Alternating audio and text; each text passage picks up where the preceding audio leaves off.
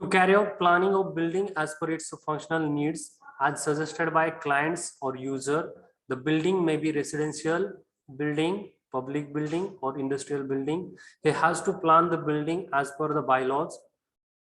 So this is first point. Okay, so whatever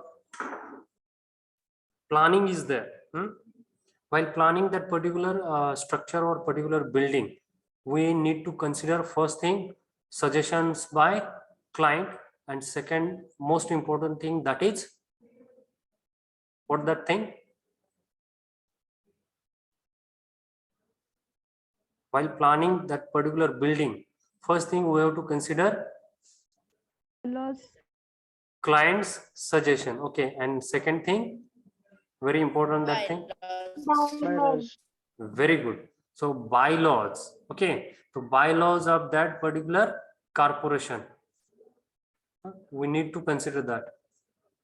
1 minute, some technical problem. Okay, is it visible to all of you?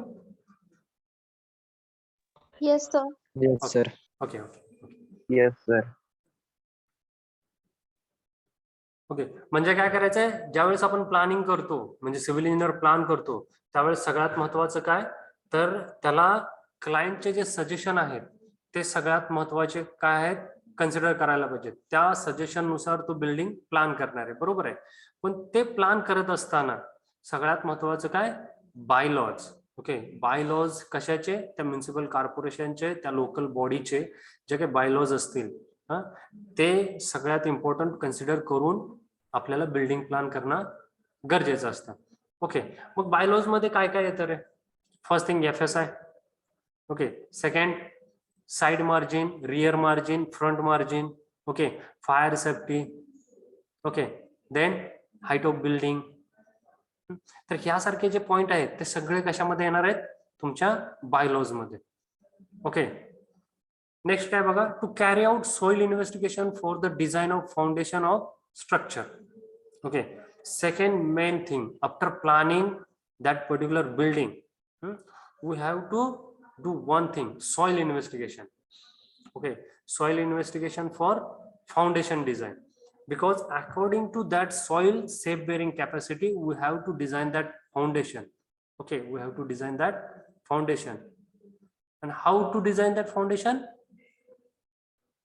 According to load coming on that structure. Okay, जे काही structure असणार आहे त्याच्यावरती जो काही load येणार आहे त्याच्यानुसार आपल्याला काय करणं गरजेचं आहे, त्या फाउंडेशनचं डिझाईन करणं गरजेचं आहे, बरोबर आहे. जो काही वरून जो काही सुपरस्ट्रक्चर असणार आहे आपलं, ओके, जे काही बिल्डिंगचं सुपरस्ट्रक्चर असणार आहे त्या स्ट्रक्चर वरती जो काही लोड येणार आहे त्या लोड नुसार आपल्याला काय करणं गरजेचं आहे, फाउंडेशन डिझाईन. आणि हे फाउंडेशन डिझाईन करत असताना सगळ्यात महत्वाचं काय, सॉइल इन्व्हेस्टिगेशन. सॉइल इन्व्हेस्टिगेशन कशासाठी करतो, तर त्या सॉइलची कॅपॅसिटी किती आहे, लोड बेअरिंग कॅपॅसिटी किती आहे, सेफ बेअरिंग कॅपॅसिटी आपल्याला फाइंड आउट करायला लागते, आणि त्या सॉइलच्या कॅपॅसिटीनुसार आपण फाउंडेशन डिझाईन करतो. मग सॉइलच्या कॅपॅसिटीनुसार म्हणजे सॉइलचा टाईप कुठला आहे, म्हणजे त्या टाईप नुसार कुठल्या टाईपचं फाउंडेशन असणार आहे. मग तिथे सिंपल फाउंडेशन असणार आहे, पाईल फाउंडेशन असणार आहे, किंवा आणखी कुठल्या प्रकारचं फाउंडेशन असणार आहे, हे सगळं आपण कशामध्ये ठरवतो, ह्या सॉइल इन्व्हेस्टिगेशन मध्ये. सॉइल इन्व्हेस्टिगेशन करतो तिथं डीप स्ट्राटा, जो हार्ड स्ट्राटा आहे किती डीप पर्यंत आहे, म्हणजे हार्ड स्ट्राटाची खोली कुठपर्यंत आहे, ह्या सगळ्या गोष्टी कन्सिडर करून आपण काय करतो, फाउंडेशन डिझाईन करतो. ओके, लक्षात आलं. नेक्स्ट आहे to carry out design of structure as per the principles of structural analysis and design. Okay, he should also ensure that the design is safe, durable and economical. Okay, सगळ्यात महत्वाचा point काय, after design of foundation, after soil investigation, we have to design that particular structure. And while designing that particular structure, we have to consider all principles of structural analysis and design. Okay, आणि हे करत असताना सगळ्यात महत्वाचं काय करायला पाहिजे, जे स्ट्रक्चरल अनालिसिसचे जे प्रिन्सिपल आहेत, जे डिझाईनचे प्रिन्सिपल आहेत, ते सगळं कन्सिडर करणं महत्वाचं आहे, बरोबर आहे. आणि हे कन्सिडर करून आपल्याला काय करायचं, हे सुपरस्ट्रक्चर पूर्ण डिझाईन करायचं. डिझाईन करायचं म्हणजे काय करायचं, हे त्याच्यावरती किती प्रकारचा लोड ऍक्ट होतोय, डेड लोड किती आहे, लाईव्ह लोड किती आहे, अर्थक्वेक लोड येणार आहे का, तर अर्थक्वेक लोडसाठी काय केलं पाहिजे, विंड लोड त्याच्यावरती आहे का, मग ह्या सगळ्या गोष्टी कन्सिडर करून टोटल लोड त्याच्यावरती किती येतोय आणि त्या लोड नुसार आपण ती बिल्डिंग डिझाईन करायची. ओके, मग ही डिझाईन हे आपलं सेफ आहे की नाही हे सुद्धा एन्शुअर करायचं आहे. ओके, पण डिझाईन करतो म्हणजे काय करतो, तर त्याच्यामध्ये जे बार प्रोव्हाइड करतो RCC design. Okay, RCC design म्हणजे काय, reinforce cement concrete. Okay, reinforce cement concrete हे डिझाईन आहे त्याला आपण काय म्हणतो, आरसीसी डिझाईन. आणि हे आरसीसी डिझाईन करतो म्हणजे नेमकं काय करतो, तर कुठल्या ग्रेडचं कॉन्क्रीट वापरलं पाहिजे, कुठल्या ग्रेडचं कॉन्क्रीट किती ड्युरेबिलिटी प्रोव्हाइड करेल, किती रेजिस्टन्स प्रोव्हाइड करेल, ह्या सगळ्या गोष्टी. नंतर सगळ्यात महत्वाचं त्याच्यामध्ये जे रेन्फोर्समेंट करतो आपण, स्टील रेन्फोर्समेंट, ते स्टील रेन्फोर्समेंट करतो त्या स्टीलचा डायमीटर किती असला पाहिजे, किती बार प्रोव्हाइड केले पाहिजे, त्या प्रत्येक डायमीटर जो प्रत्येक बार प्रोव्हाइड करतो त्याचं डायमीटर किती असलं पाहिजे.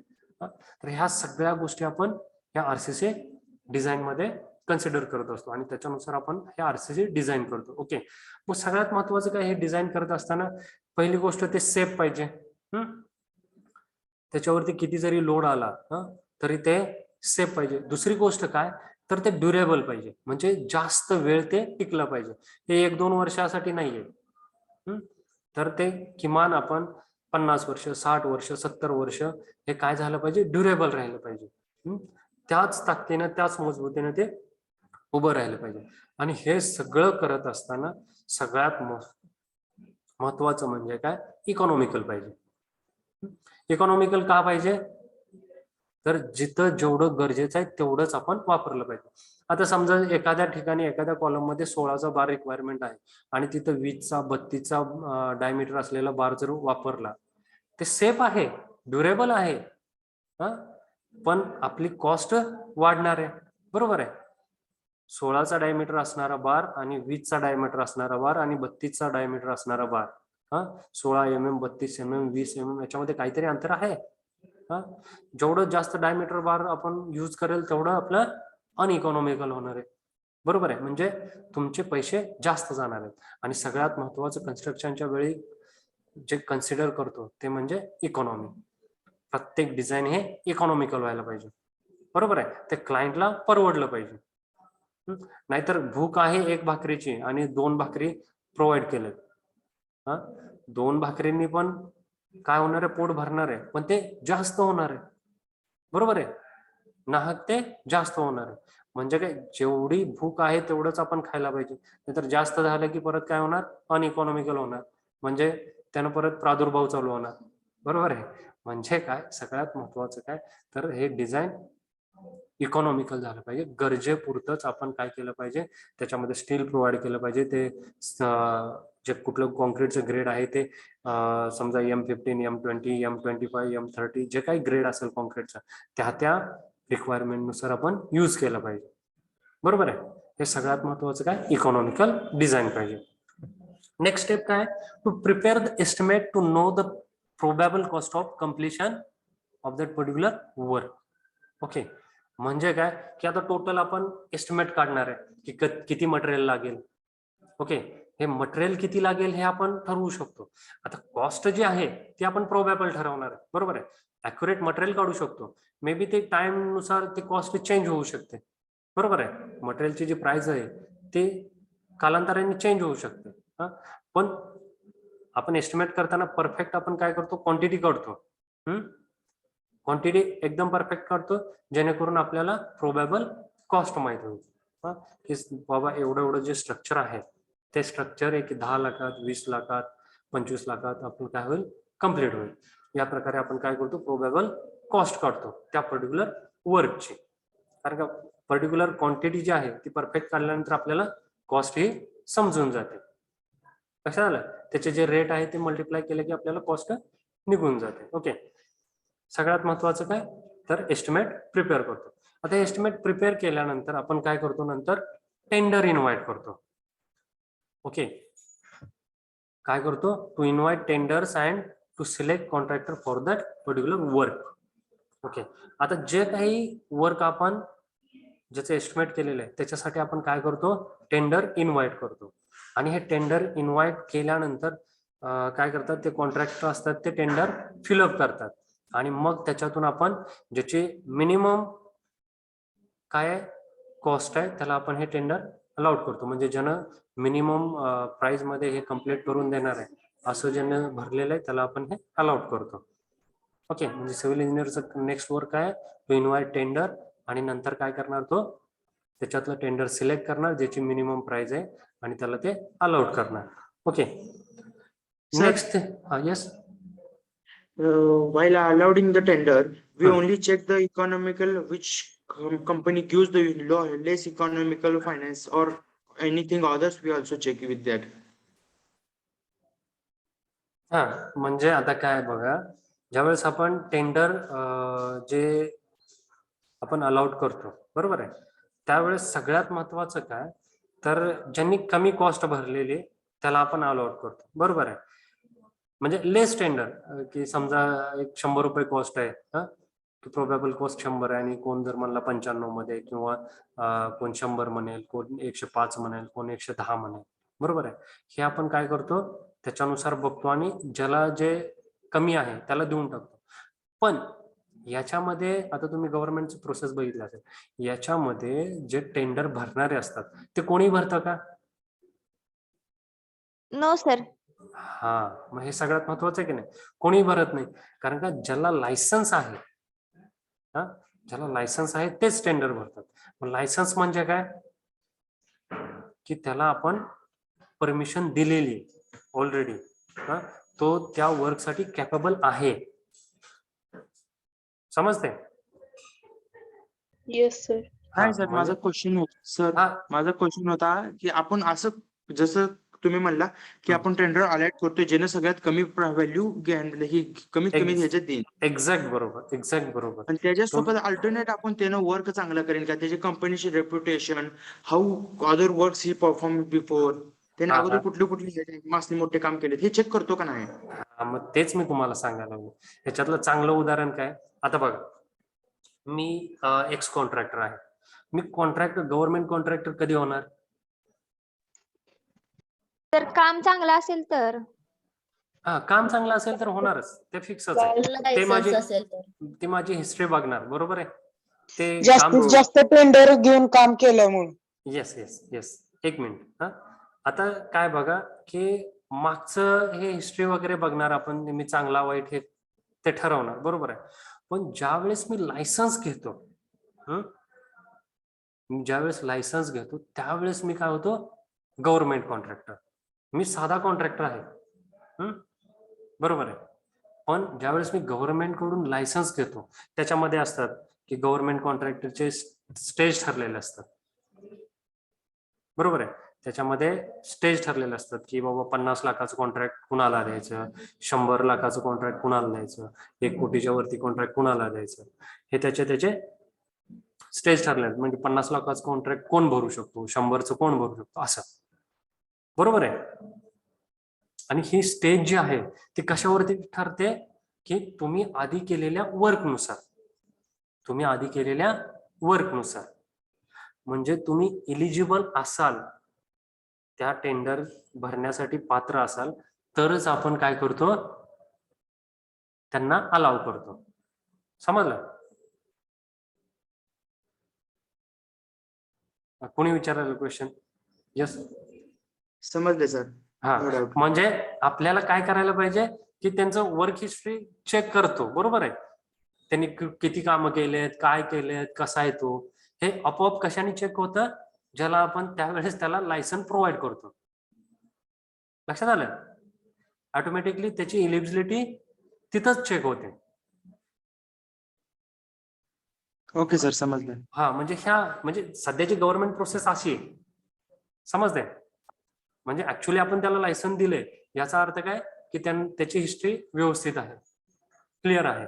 नाहीतर आपण त्याला जर त्यानं खराब कामं केलेली असेल तर आपण त्याला ब्लॅकलिस्ट करतो.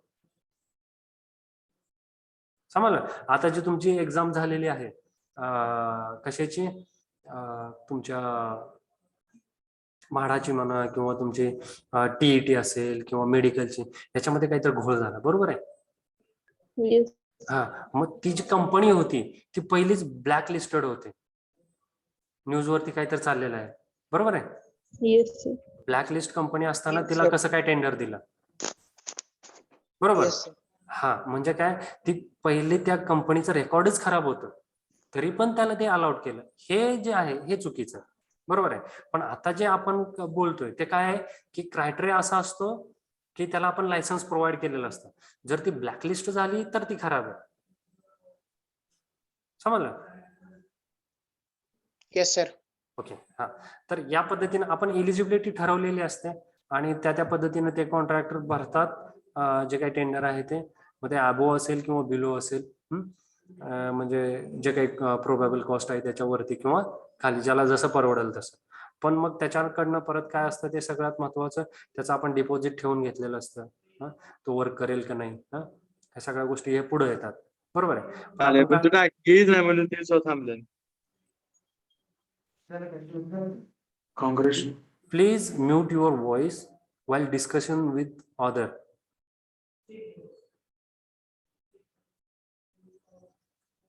Okay, thank you. समजलं? पॉइंट क्लिअर झाला सगळ्यांचा? Yes Yes, sir. Okay. Okay, thank you. Next, to carry out valuation of land or building for the purpose of finding its a sale or purchase price or taxation. So very important thing. We have to carry out valuation of that particular land or building. आता तुम्ही बघितलं असेल, कोणी जर ह्याची process बघितली असेल, कशाची, तुमच्या कर्ज काढण्याची प्रोसेस बँके थ्रू, तर तुम्हाला व्हॅल्युएशन काढायला लागतं तुमची जी काही प्रॉपर्टी आहे. जर तुम्ही हाऊस लोन वगैरे जर करत असाल तर तुम्हाला व्हॅल्युएशन काढायला लागतं. बघितलंय तुम्ही? No, sir. हो Yes, सर. हा, म्हणजे काय करतो की जो काय त्या बँकेच्या पॅनलवरती व्हॅल्युअर असतो, म्हणजे सिव्हिल इंजिनियर असतो जो कोणी असेल तो काय करतो, आपल्या प्रॉपर्टीला भेट देतो, ती कुठल्या एरियात आहे, त्या कुठल्या एरियानुसार त्याचं लोकेशन कुठे आहे आणि मग त्याची त्या एरियानुसार व्हॅल्यू किती आहे, त्या लँडची व्हॅल्यू झाली. मग नंतर त्याच्यावरती जर बिल्डिंग असेल तर त्या बिल्डिंगची आत्ताची कॉस्ट किती आहे. म्हणजे जर समजा ती एक 10 वर्ष 20 वर्ष आधी बांधलेली आहे, मग त्याची डिप्रिशिएशन होत होत कुठपर्यंत आलेली आहे आणि सध्याचं इन्फ्लेशन रेट आणि त्या बिल्डिंगचा सध्याचं कन्स्ट्रक्शन रेट आणि डिप्रिशिएशन व्हॅल्यू ह्या सगळ्यांची सांगड घालून काय करतो तो की त्याचं लँड व्हॅल्युएशन आणि बिल्डिंगचं व्हॅल्युएशन एकत्रित करतो आणि त्या प्रॉपर्टीचे व्हॅल्युएशन करतो. बघितलंय?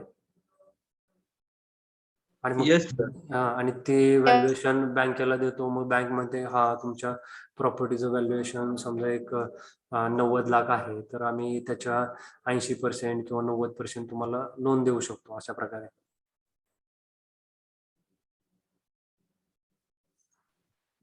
समजले? म्हणजे हे झालं त्या बिल्डिंगचं व्हॅल्युएशन, बरोबर आहे. मग हे बिल्डिंगचं व्हॅल्युएशन आपण का काढतो की त्याची सेल प्राइस ठरवण्यासाठी किंवा परचेस प्राइस ठरवण्यासाठी. आता मला जर विकायची असेल तर सेल होईल, जर कोणाला घ्यायचं असेल तर ती परचेस होईल, बरोबर आहे. सेल प्राइस, परचेस प्राइस, किंवा त्याच्यावरती टॅक्स किती लागणार आहे, की बाबा प्रॉपर्टी आता तुम्ही 90 लाखाची प्रॉपर्टी सेल करताय, तर 90 लाखाचा टॅक्स तुम्हाला भरायला लागेल जो काही त्याच्यावरती होतोय तो, बरोबर आहे. मग हे टॅक्सेशन किंवा सेल प्राइस, परचेस प्राइस किंवा जर बँक पर्पज साठी पाहिजे असेल तर त्याच्यासाठी लोन घेण्यासाठी, ह्या प्रकारचं सगळं आपण हे कशावरती डिपेंड असतं, व्हॅल्युएशन वरती. मग ते व्हॅल्युएशन कोण करतं? व्हॅल्युअर. व्हॅल्युअर कोण असतो? Civil engineer. सिव्हिल इंजिनियर किंवा आर्किटेक्चर असतो, ज्याला की एक्सपिरियन्स असतो किंवा गव्हर्नमेंट त्याला सर्टिफाय करते की हा व्हॅल्युअर आहे. ओके. म्हणजे सिव्हिल इंजिनिअरिंग ब्रांच ही जास्तीत जास्त रिलेटेड कशाशी? आपल्या दैनंदिन जीवनाशी. लक्षात आहे सगळ्यांच्या? नेक्स्ट आहे, civil engineers has to work for the general welfare of people. आता हे तर सगळ्यात महत्वाचं आहे. सिव्हिल इंजिनियरनी वर्क कसं केलं पाहिजे की समाजाच्या दृष्टीने जे चांगलं आहे, माणसांच्या दृष्टीने जे चांगलं आहे तसंच वर्क केलं पाहिजे. त्याच्यामध्ये झोलझाल केला नाही पाहिजे. नाहीतर तुम्ही बघताय की एखादा ब्रिज बांधलाय सगळं व्यवस्थित झालंय. हं? आणि 2 वर्षात ब्रिज पडलाय. बरोबर आहे. मग हे कुणाचा लॉस आहे? गव्हर्नमेंट. गव्हर्नमेंट म्हणजे कोण? तो स्वतः सिव्हिल इंजिनियर. अरे सिव्हिल इंजिनियरचा लॉस नाहीये, तू पैसे घेऊन इनडायरेक्टली बाजूला. पब्लिकचाच लॉस आहे सर. हा म्हणजे हा सगळ्यात महत्वाचं काय, ती पब्लिक ऑल प्रॉपर्टी. टॅक्स पेअरचा लॉस आहे. बरोबर आहे, ती पब्लिक प्रॉपर्टी. आणि हा लॉस कुणाचा आहे? अल्टिमेटली पब्लिकचा आहे. बरोबर आहे. म्हणजे ज्यावेळेस त्याचं प्लॅनिंग चालू असतं, त्याचं डिझाईन चालू असतं, त्याचे एक्झिक्युशन चालू असतं. महत्वाचं एक्झिक्युशन. प्लॅनिंग आणि डिझाईन मध्ये कधीच तुम्हाला घोळ आढळत नाही. घोळ कुठं होतो? एक्झिक्युशनच्या वेळेस. मटेरियल कुठलं वापरतात, काय करतात, आणि कशा प्रकारे कन्स्ट्रक्शन केलेलं आहे, याच्यामध्ये घोळ होतो. आणि हे चांगल्या प्रकारे व्हायचं असेल, चांगलं करायचं असेल, तर त्याला सिव्हिल इंजिनियर सगळ्यात इम्पॉर्टंट आहे. ओके. म्हणजे सिव्हिल इंजिनियरने त्याचे प्रिन्सिपल जे काही तत्व आहेत ते चांगले लक्षात ठेवून हे वेलफेअर साठीच काम केलं पाहिजे. लक्षात आलं तुमच्या? Yes, sir. ओके. 1 मिनिट अवश्य.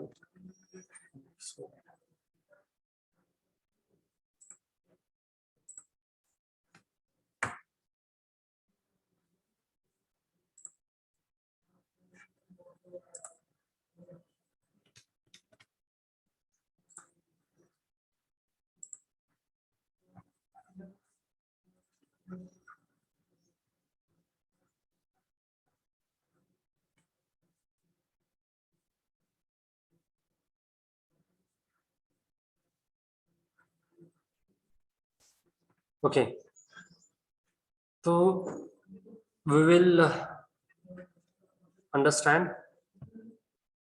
step by step with the help of pictures. Okay, site clearing, site clearance and leveling. First thing, what to do? What is the role of civil engineer? So first thing, we have to clear that site. Okay, actually execution कसं होतं. Okay, आता हे तुम्हाला picture मध्ये बघू शकताय तुम्ही की जेसीबी वगैरे लावलंय आणि साइट क्लिअर Sir, करायचा. slide not visible. Okay, not visible. No, sir. No, sir. Okay, बघा. Yes, sir. Yes, sir. Visible. तर नाव visible. Sir, visible. Okay, thank you. तुम्ही बघू शकताय. आता कसं आहे की पहिलं सगळ्यात महत्वाची स्टेप काय की साईट पूर्ण क्लिअर केली जाते. ओके, त्याचे जे काही अंडुलेशन असतील तर लेवल केले जाते. ओके, नेक्स्ट स्टेप काय आहे की त्याच्यावरती जे असं आपण प्लॅन तयार केलेलं आहे. ओके, जसं आपण प्लॅन तयार केलेलं आहे त्या पद्धतीने काय करतात, त्याचा लाईन आउट तयार करून घेतात.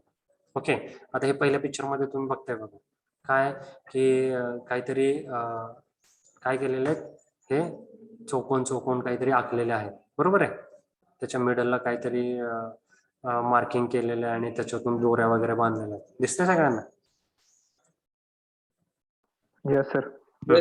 तर हे काय आहे, actually line of that particular structure. जे काही बिल्डिंग उभारते त्याचं काय केलेलं आहे, लाईन आउट केलेलं आहे. बरोबर आहे. मग हे लाईन आउट केल्यानंतर त्याच्यावरती काय केलं जातं, ते जे काही आखलेलं आहे ते खड्डे आहेत ऍक्च्युअली त्या फुटिंगचे. ओके, आणि त्याच्यानुसार त्याचं एक्सकव्हेशन केलेलं आहे. तसंच इकडे तुम्ही सेकंड पिक्चर मध्ये बघू शकता रोडचं काहीतरी लाईन आउट चालू बघितलं. तर ते मधले जे आहेत ते काय आहेत, त्या रोड नुसार काय करतात, त्याची जी काही विड्थ आहे ती डिसाइड केली जाते आणि त्याचं ते व्यवस्थित लाईन मार्क केली जाते आणि त्या लाईन मार्क केल्यानुसार तिथं त्या प्रकारे रोड बनवला जातो. ओके, आता बघा नेक्स्ट स्टेप काय असणार आहे तुमचं, ते जे काही तुम्ही बिल्डिंग साठी खड्डे खांदलेले आहेत, म्हणजे खड्डे आखलेले होते त्याचं काय एक्सकॅव्हेशन केलेलं आहे. इकडे तुम्ही जर इकडे बघितलं तर आय थिंक हे लोड बेरिंग स्ट्रक्चर आहे की पूर्णच खोदलेलं आहे आणि त्याच्यामध्ये पूर्ण काय केलेलं आहे, फुटिंगसाठी फॉर्मवर्क केलेलं आहे. ओके, आणि सेकंड पिक्चर मध्ये एक खड्डा आहे ज्याच्यामध्ये पीसीसी करायला चालू.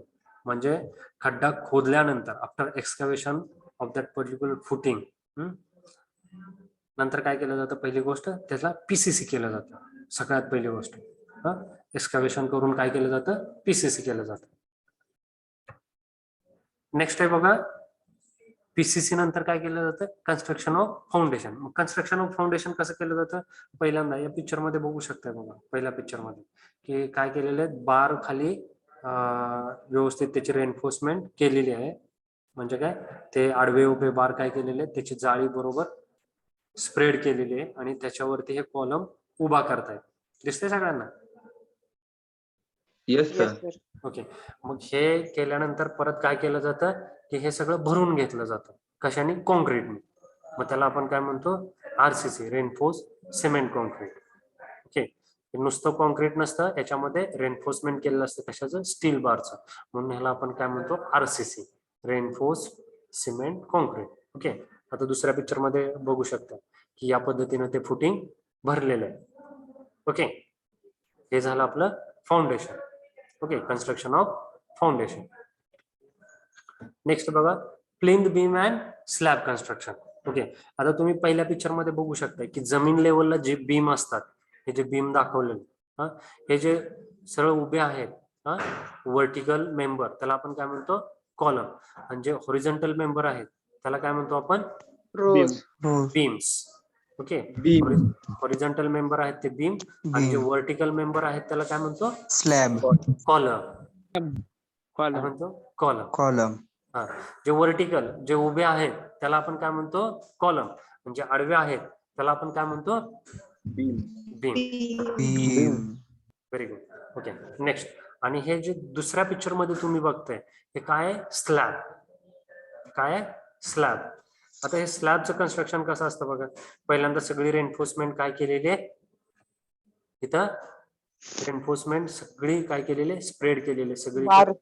हा, बार काय केलेले आहेत ते त्या डिझाईन नुसार, जसं की डिझाईन आहे, as per design we have to provide reinforcement and then we have to cast slab. हा, जे की असं आहे बघा, ते याच्यामध्ये काय केलं जातं, कॉन्क्रीट भरून आणलं जातं आणि इथं डम्प केलं जातं. आणि हे पोर केल्यानंतर त्याला लेवल वगैरे करून व्यवस्थित काय केलं जातं, कास्ट केला जातो स्लॅब. दिसतं सगळ्यांना? Yes, sir. This is the actual process of casting slab. First, what to do? First, we have to do one thing. We have to do first formwork of that particular slab. खाली तुम्हाला ते दिसतं का, बांबू वगैरे उभे केलेले आहेत आणि त्याच्यावरती प्लाय आतरलेले आहेत किंवा प्लेटा आहेत. आणि मग त्याच्यावरती रेनफोर्समेंट प्रोव्हाइड करतात आणि त्याच्यावरती कॉन्क्रीट वाटतात. आणि 21 दिवसानंतर, 28 दिवसानंतर ते खालचे बांबू वगैरे ते जे काय आहेत ते सगळे काढून टाकतात. बघितलंय सगळ्यांनी? हो सर. मग this is actual process of casting particular slab.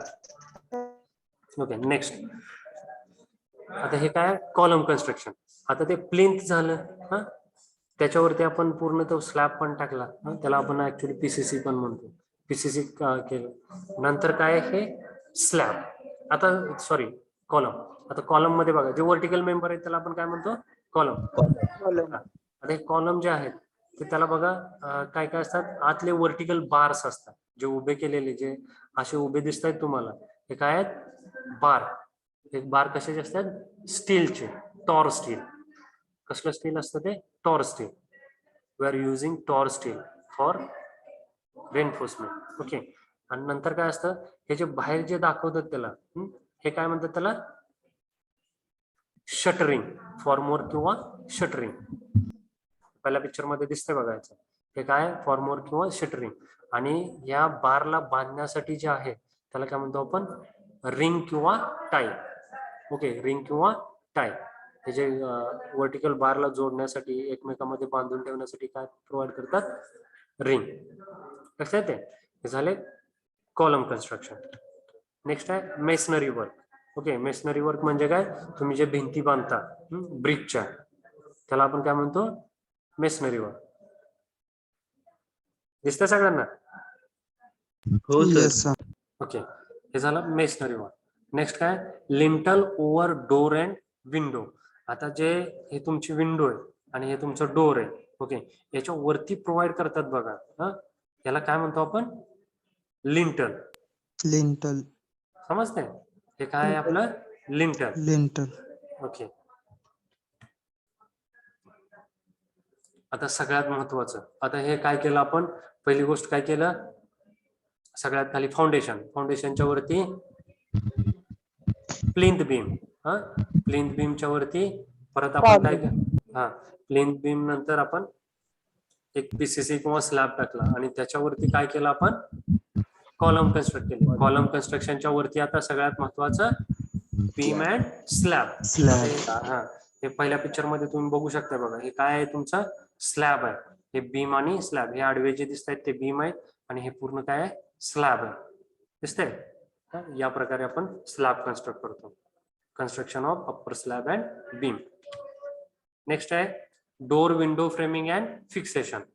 Okay, म्हणजे तुमचं जे डोर फ्रेम असेल किंवा विंडो फ्रेम असेल, आपण ह्याला डोर फ्रेमला काय म्हणतो, चौकट, बरोबर आहे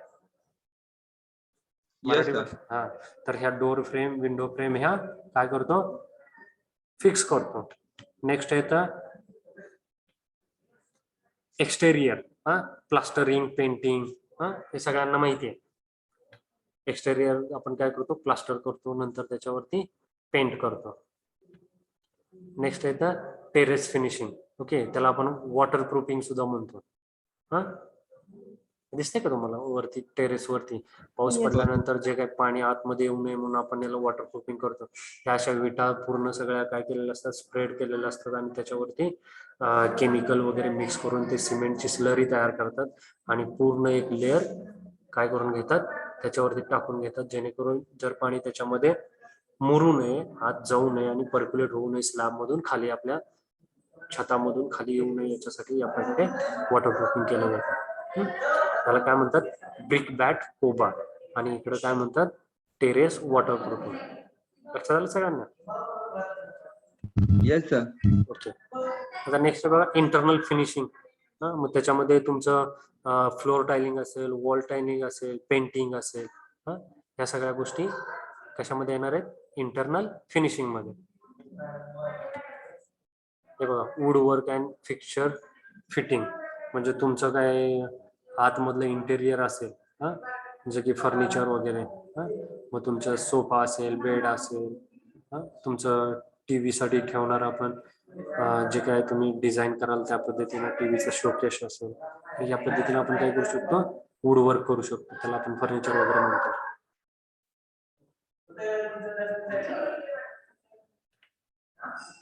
ओके, समजलं सगळ्यांना?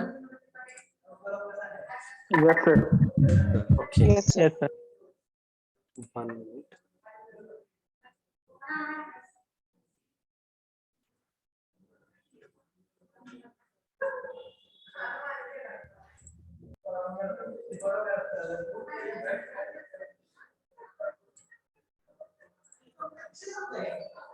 Okay, have you written this?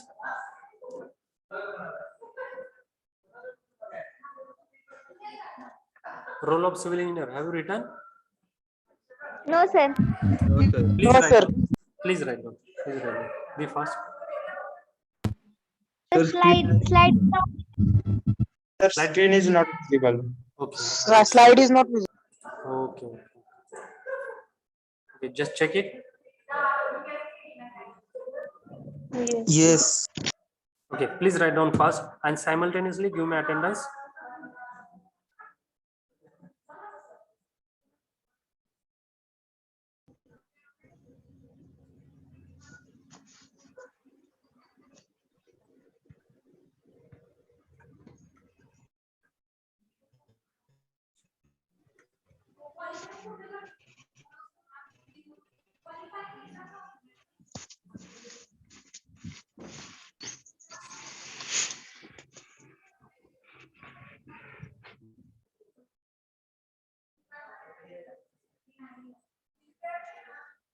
Okay, give me attendance. Roll number 1, Present, sir. 2, Present, sir. 3.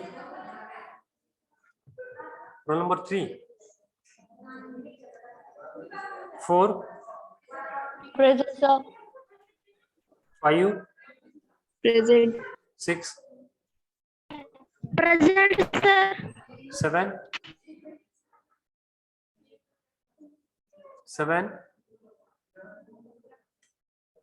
8, Present, sir. 7 present, sir. Okay. 9, Present, sir. 10, Present, sir.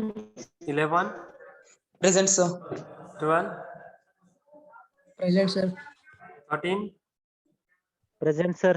14, Present, sir. 15, 16. Roll number 16. 17, Present, sir. 18, Present, sir. 19, Present, sir. 20, Present, sir. 20. Present, sir. Okay, 21, Present, sir. 22, Present, sir. 23, Present, sir. 24, Present, sir. 25, 25, Present, sir. 26, Present, sir. 27, Present, sir. 28, Yes, sir. 29, Present, sir. 30, Yes, sir. 31, 31,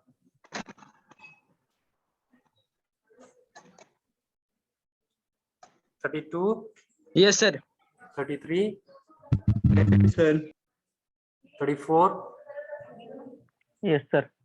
35,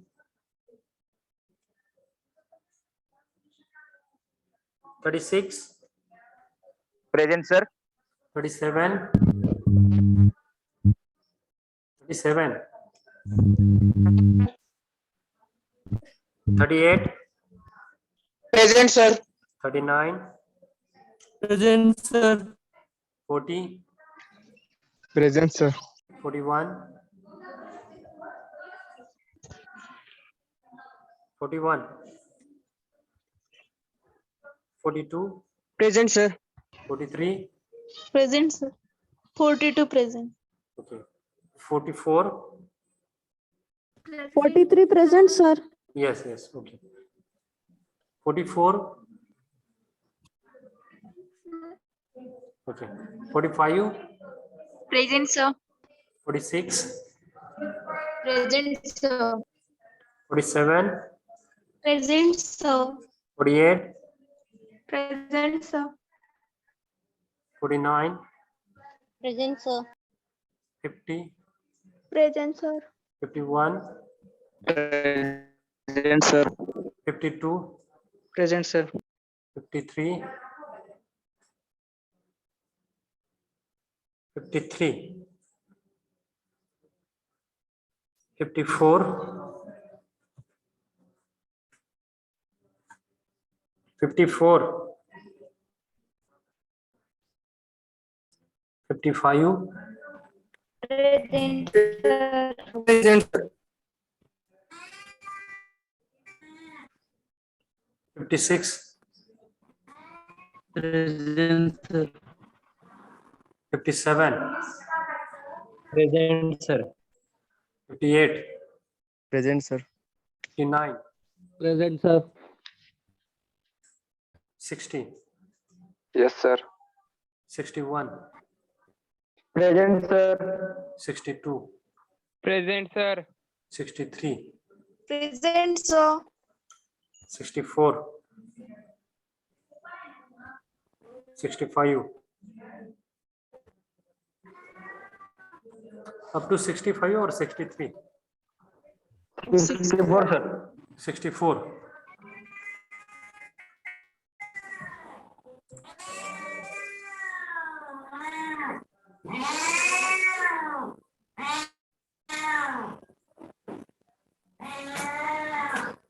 okay, please mute your voice, all of you.